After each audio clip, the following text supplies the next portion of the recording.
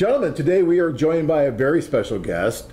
This is Joe, who does many of our tours, leads many of our tours. Many of you may know him. And you just got back from your 20th trip over there. Exactly, yeah. You've done over 100 socials. Over 100 socials. Congratulations, that's fantastic, Joe. Joe's great. He's actually a Phoenix police officer as well in his day job. And then he moonlights by escorting our groups over and taking care of them in the Ukraine. And he does a great job. But Joe, let me ask you one candid question before we get into the recap of this latest Ukrainian tour. Why?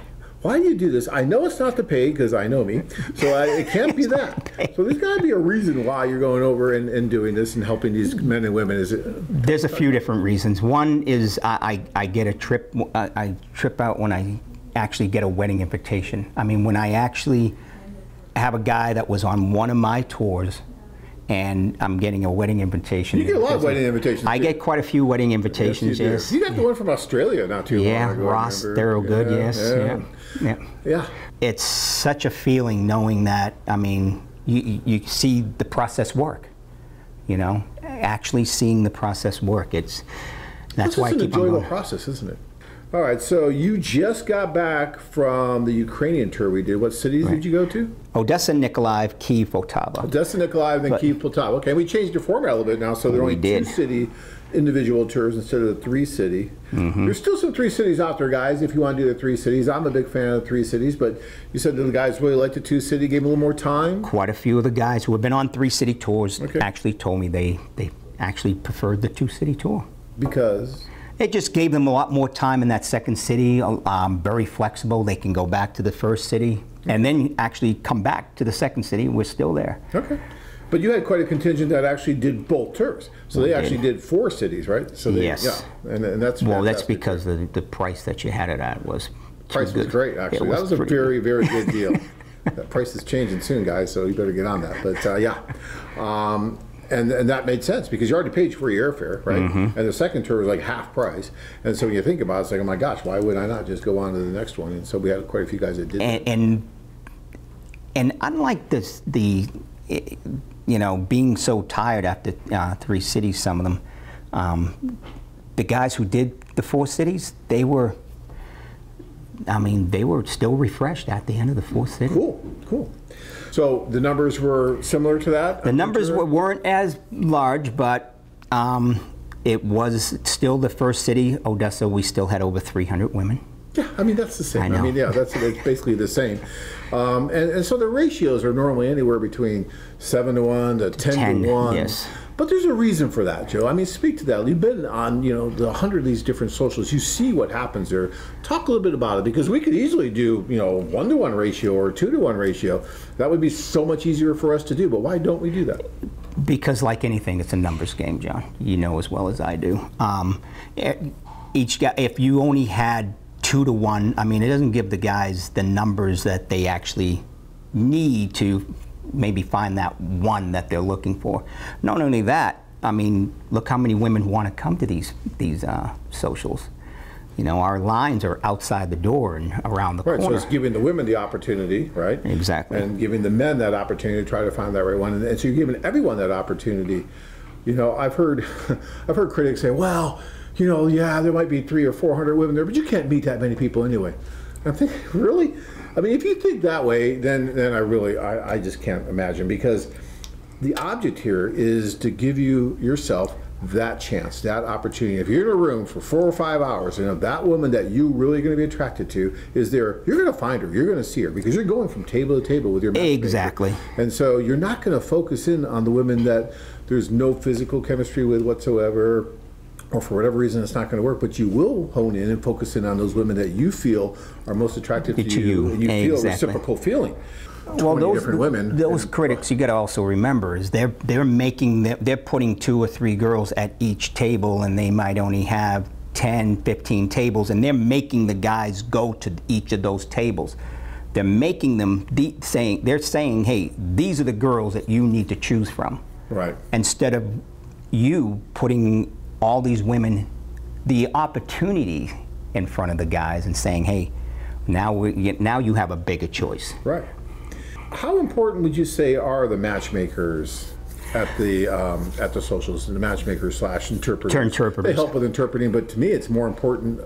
I look at them as dating concierge. I look at them as these women that are walking you and guiding you through this event that is foreign to you in so many ways, right? It's just so foreign to you, and you have this person who's like your rock that is holding your hand. Girl Friday. Yeah, getting you through this until you really become comfortable with it to where you don't need her as much, although she's still just as important no matter how comfortable you are. But at the very beginning, it's like a lifeline, isn't it? It is.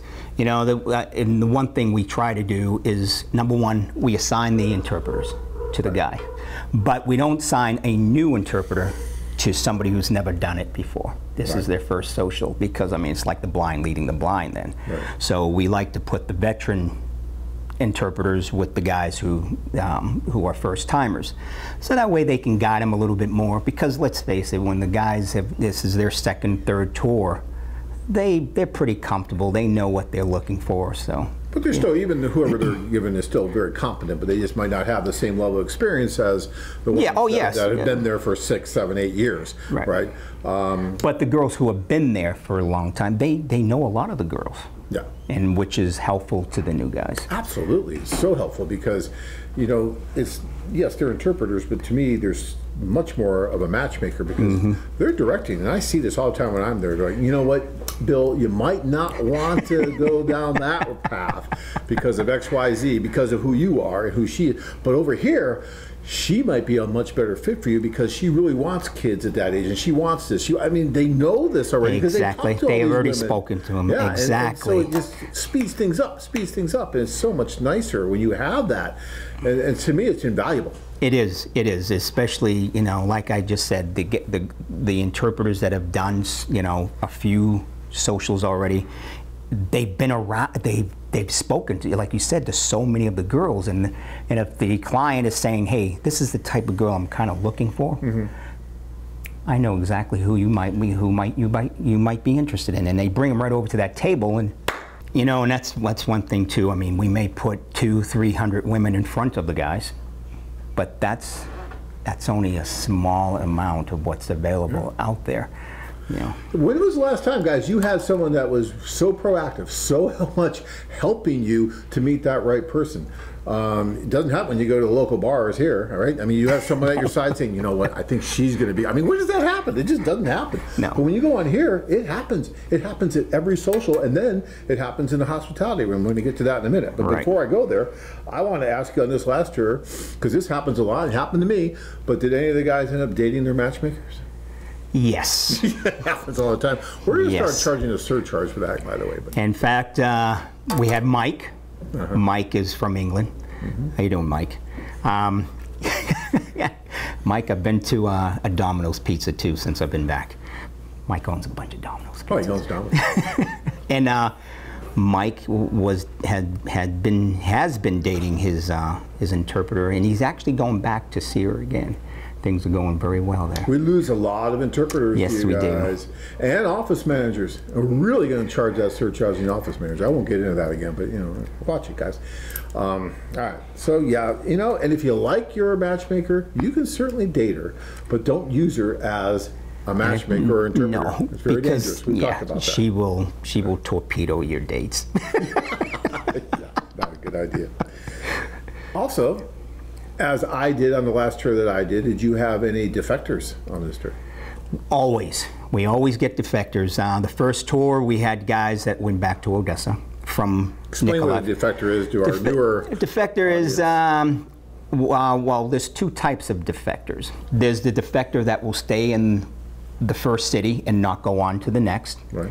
And then we'll get the defectors that will go on to the next city, do the social, and then go back to the first city. See, you're a little tougher than I am, because I don't consider that second one a defector, because he went to both socials. He did. If you go to both socials, that's all I care about. Then you choose where you want to go. So I don't give them too much of a hard time if they do go to the socials, because again, that socials are opportunity, right? It is. So, it is. So that's kind of like a minor defector, the second. Because we do say, well, a lot of those types of defectors do want to stay in that first city. Yeah. But we do talk them into at least going on to the second city and doing at least the social, and then we get them back there. Because guys, you just never know. I mean, you may meet, and many of the men do, meet women that they really, really like at that first social, the love of their life possibly, and they do not want to risk it by going to that next social. But my gosh, you just never know what's going to happen. And it's, to me, you came all that way, you owe it to yourself to go to all the socials and exhaust all the possibilities, and then see where you're at.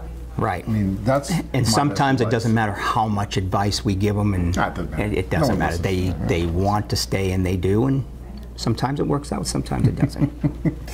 You're a police officer here in Phoenix. You see everything here. Was it safe there for the guys? Are there any problems, or do you have any advice to make it even safer? It's like any like I said, this is my 20th trip over there. I've never ran into a problem over there. There are, of course, like any big city, there's places you shouldn't be going, especially alone, especially at night. I mean, you find that here in America.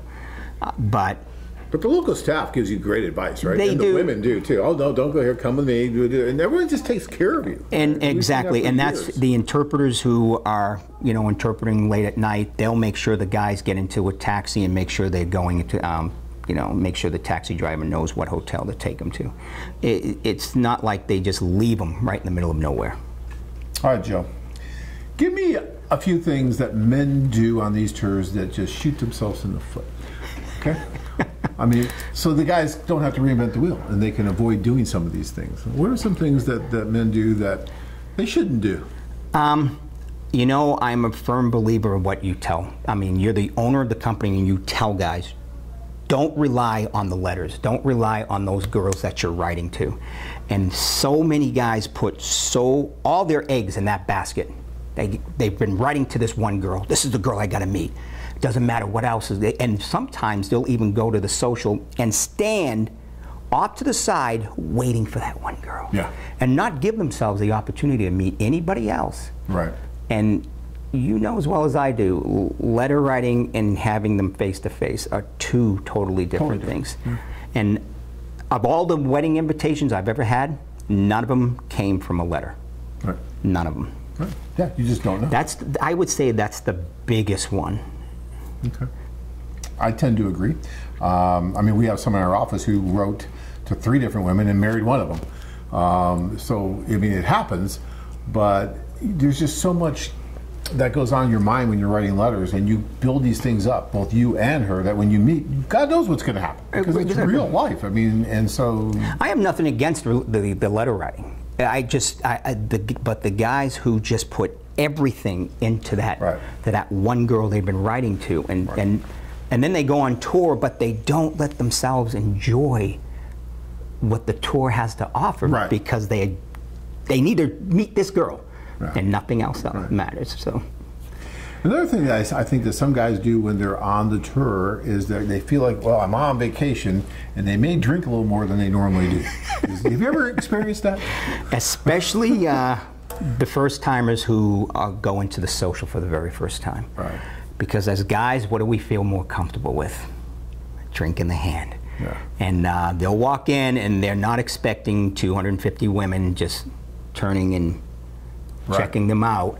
And now they're starting to feel a little uncomfortable, and bam, right to the bar. Right. And we try to, let them know, hey, it's okay, get that one drink, but yeah, 1 or 2, but get away, peel your way. 15 or 20, starting to go a little overboard. And women don't want that. I mean, they see enough of that there in the Ukraine or wherever we go. We're talking about the Ukraine today because Joe just got back from the Ukraine, but we just finished tours in Thailand and in Colombia and in Costa Rica and in the Philippines. Just in the last 6 weeks or so, we finished all those tours as well. And I would think that goes anywhere. It does. It really does.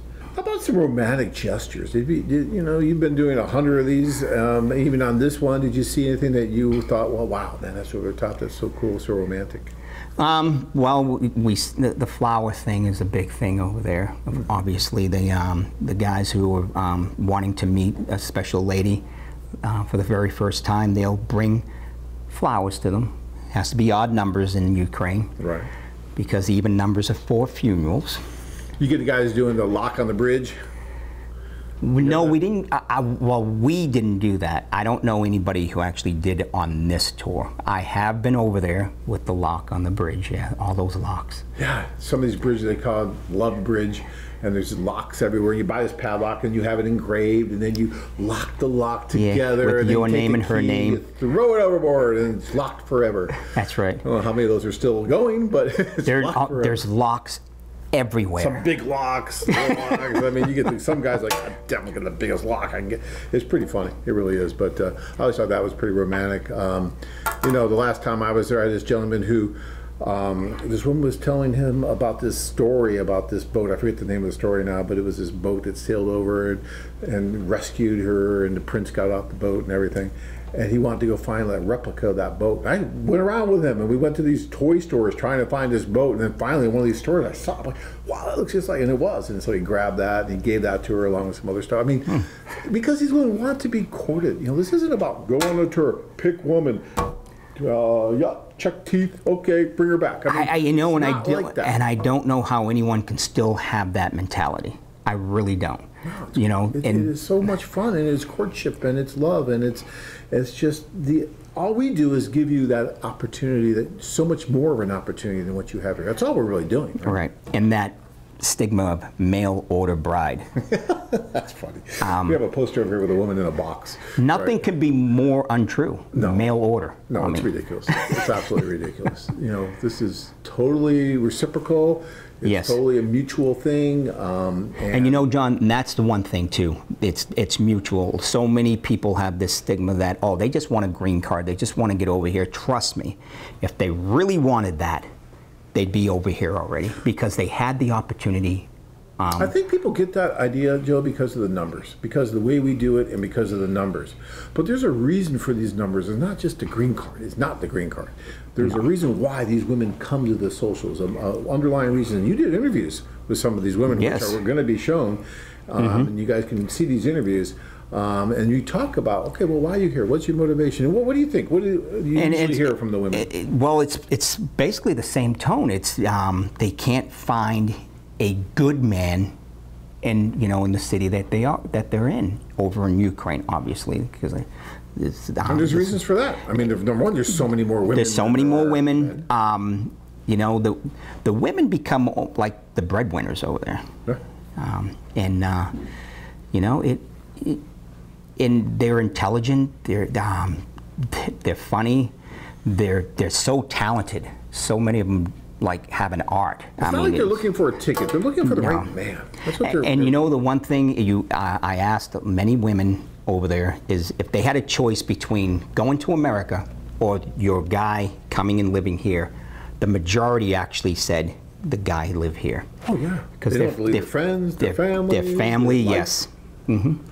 You know how much respect I have for these women that do that? Because think about how difficult that is. You're just giving up everything you have, everything you know, and you're coming over to a country where you really know no one, and you're really putting a lot of trust into that person who's bringing you over. I remember my wife, who I met in Russia 20 years ago, and when she came over with boxes. She had her grandmother's China. She had all this stuff, and that she wasn't coming over for a test. Isn't she it still in your garage, in fact? Yeah.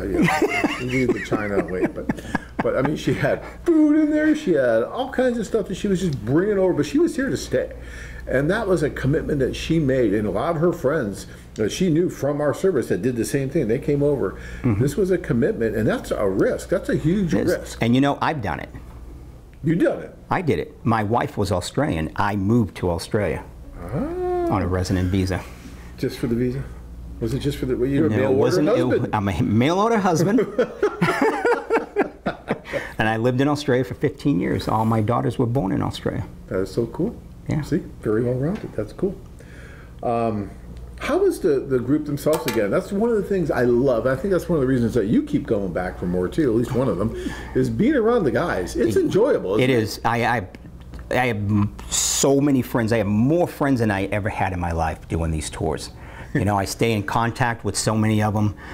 They let me know the process. They really are. You don't get like the deadpans that go on these things, or the the whiners that would just kind of complain about everything. I mean, those kind of guys will never do something like this because it's not within their realm of consciousness.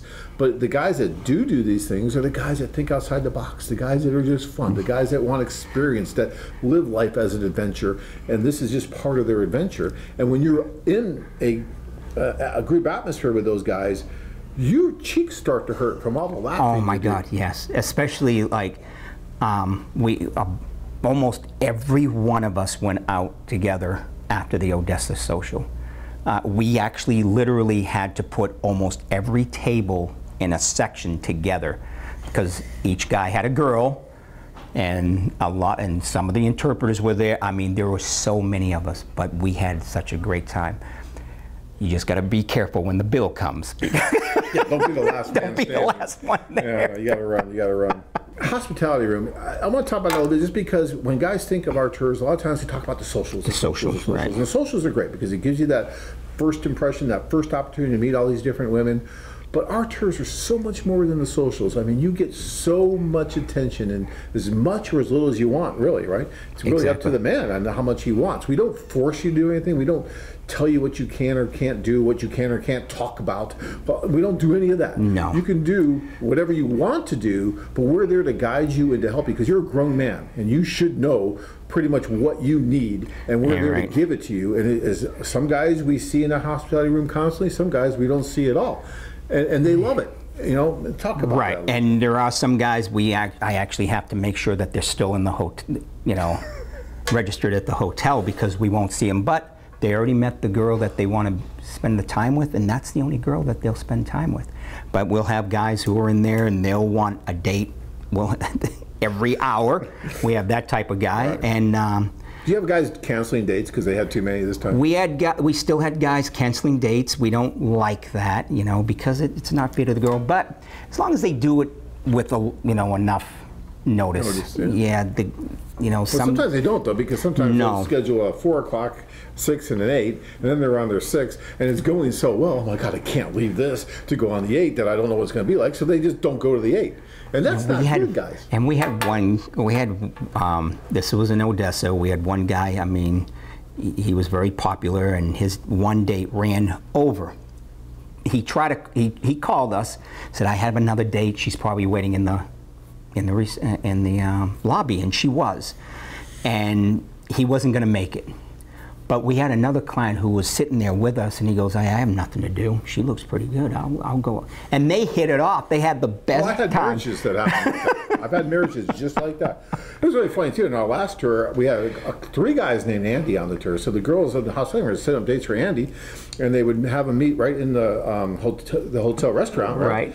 And the other Andy was down there, and the girl came. She goes, I'm here for Andy. He's like, I'm Andy. And then the other Andy's like, where's my date? I'm like, we had to call, get him back. You know, it was hilarious. I mean, those kind of funny things happen all the time. All the time. But the hospitality room is really kind of like, a dating concierge. It's kind of this refuge where you can go into and have these staff members assist you no matter what you need, whether it's setting up a bunch of dates for the day, whether it's helping you with your phone, telling you where to exchange money, helping you to make dates for the opera, restaurants, whatever it is. And if we need to, we'll send one of the girls off to, with them to get the tickets to the opera, help them get flowers. Right. If we got to do that, we're very flexible, and the girls, they love it. Right. They love being that helpful. Yeah, so we give you as much support as you need, but we don't smother you. We don't assign one person that's just watching you the whole time, because to me, that can be very detrimental, because if you really don't get along that well with that person, your whole tour is colored by just that one person with you constantly. Standing over, I'm not a chaperone. No, I don't act like a chaperone. You guys are grown men. And you should be able to understand what you need, and then if you need more help to get whatever that is, we're there to do that for you as much as you need it. And we'll hold your hand the whole way if you need it, or we'll just give you the space you need. Yeah, whatever it is. So keep that in mind, because I think that's really, really important. What would you give as advice to someone who's thinking about going on one of these tours, right? Never done it before. First of all, what would you tell them about actually doing it? And second of all, what 1 or 2 tips would you give him to help him be more successful before he goes? First and foremost, I mean, I swear I'm not lying. Every single guy who goes over for the first time, every one of them comes up and says, you know, I was so afraid about coming here. I waited this long. Donald was one of the guys who stayed back in the first city. Donald. Defector? Donald even he said, you know, I waited 4 years to do this, Joe. 4 years. That's a long time to procrastinate about something. And you know, a lot of the guys, Joe, that wait those 4, 5, 15 years, you know who you are. A lot of those guys don't come on our tour because our tour just got better all of a sudden. They don't come on our tour because they think all of a sudden this is a great thing for them. They go because they finally understand that is not working what they're doing here. Exactly. But yet they, year after year after year, they keep thinking, oh, it's going to get better. Oh, I'm going to be so. Yeah. But you know what? Their opportunities keep getting smaller and smaller and smaller as they get older and as time goes by. And then they start falling into that rut. So then here we are doing the same thing we were doing 4 or 5 years ago. Yet now you're finally ready to give yourself that opportunity to go with us. You know, guys, like Joe says, don't wait. And I tell you, stop listening to your friends. Stop listening to your families about the negatives, okay? If anything happens at the end of this tour, you had a great trip. Trust me, we're gonna make sure you have a good trip. And we're gonna throw in about 1,000 women in the process. But you got to do it. You got to get off. If I listened to my family when we first started this thing 23 years ago, I wouldn't be here today because they were telling me, "Oh my God, you can't do this. Are you going to go to Russia? Are you crazy? You're going to become a communist." You know, I mean, all this stuff. I mean, they were like having a heart attack. But you know what? It's my life. It's not their life. Exactly. And I'm happy with my life, and I'm glad that I did what I did. And if you, like Joe says, everyone will tell you, "Oh, don't do this, don't do this." A lot of your friends are afraid that you might be successful. If anything, you might leave them behind, and so you know they don't want you to do that. They don't want you to change. And the cost of the tour compared to other vacations you take, trust me, it's more than worth it. That's the first thing. The second thing, go through the site, figure out what you want, because there's nothing worse than walking into a room with 250 women and going, a squirrel, and you tend to lose your focus. Know what you want. Dress for the occasion, please. Don't make me send you back for a shower, because I've done that to guys before, right? So be groomed properly. Yeah, it's like any other date that you're going on that's important to you. I mean, you don't have to wear a suit, you know, button-up shirt, nice slacks, nice shoes. That's the one thing in Ukraine that is, the first thing they notice about a guy that they'll say is their shoes. I don't know why, but I have so many pairs of shoes. Yeah, Joe and his shoes. He's worse than a woman when it comes to that. But they do like the shoes. Because I think they think if you take care of your shoes and you shine them, they look good, that you're taking care of other parts of your body they can't see. Right. And so, you know. And you got to remember, too, these women don't have much money. But the clothes that they have, they take care of. They look like $1 million. They look like they took so much time to actually come and meet you. And I think the least we can do is actually, you know, do the same. I'm telling you guys, the way these women walk and talk and dress and the accents, and when you come back, you're going to go into withdrawal, aren't you? Yes. I know you do even. When you come back with John next tour coming up, you know, is that because you go into this sense of, oh my God, where did all those women go? Where did all this excitement go? I'm back to this same old thing of hardly a date, and the dates that I do go on are miserable disasters. But when I was over there, I mean, I had all this attention, and I was able to go out with all these different women, and it's just gone now. And that's and you get that too after the tour. I'll be talking to some of the guys that were on that tour, and they'll be saying, "I'm going back in a month. I'm going back in 2 months. When's the next tour you're doing?" And they're already planning it. Even if they didn't meet the woman of their dreams, they're still very happy with what they already experienced. Planning their next trip. Because like you say, it's the same price as a regular vacation, if not less, really. And then you get so much more because you're meeting all these different women, going to these socials, having these people arranging dates for you. It doesn't happen on a regular vacation. And you know, we really should be charging a lot more for it, but we don't right now. It may change. So sign up. All right. You know, Joe, I'm going to leave it up to you here to close this with any special words of advice you have. Now your 20th trip over, 100 socials under your belt. You now are officially a veteran. Yes, thank you. So welcome to the club. Thanks. You know, the one thing, I did a few interviews with some ladies over there, and the one thing I asked them, if they could give any advice to the guys who are watching, what would you tell them? All of them, and they weren't scripted or anything, they all said the same thing. You need to come over. You need to come and meet us. We want to meet you. Yeah, you got to put yourself in a position to be successful. And being at home on a keyboard, chatting on some other site, or just writing letters is not going to get you anywhere. You're not going to be successful. If you put yourself in a position to be successful, then your odds of being successful go up tremendously. And that's, you know. And not only your odds, your standards go up. Yeah, because the women know that you're real, that you're serious. Yes. You're not just some virtual dream out there, but you're actually there in front of them, talking to them. And you won't believe that somebody this beautiful could be interested in me. That's what you'll be saying to yourself. Joe says that every day. Yeah, yes, it's true. But and you see the awe in some of the guys. They just can't believe it. Wait a minute, this girl is easily a 10 back home. Why is she talking to me? Yeah. It's because they don't have that mentality that they have here. It's culture. Very different. Different way of looking at the world. And you know, we in this PC world that we live in, we're supposed to think that everyone's the same, and we're all the same. We're all just same thing, and it's the same everywhere. All these different cultures. It's not. There are differences, and for those of us that have never traveled, that haven't been outside the United States, haven't seen these differences. Even within the United States, there's differences in the different areas you go to. But when you get outside, there are huge differences, and you'll never know until you go. But once you go, then all of a sudden you become savvy. You start to understand what's going on, and it changes your world. It really will rock your world, and it changes your world. Do it, guys. Love to have you on one of the tours that I will be leading. Future tours, yes. Yeah, we haven't talked about that. 21, 22. But just get off the couch and do it. I mean. Yeah. All right, guys, we got a bunch coming up here in the summer. Bud's going to be leading the next one's coming up here in July. He does an amazing job as well. And then we have September tours, November tours, not just to the Ukraine, but all over Asia and Latin America. So, you know, there's something for everyone out there. You just got to avail yourself of that opportunity, or it'll never happen for you. Simple as that. All right, guys. Hope you enjoyed this. And any questions, just give us a shout out or drop an email, and we'll be happy to answer any of your questions. Thank you so much. See you soon. All right.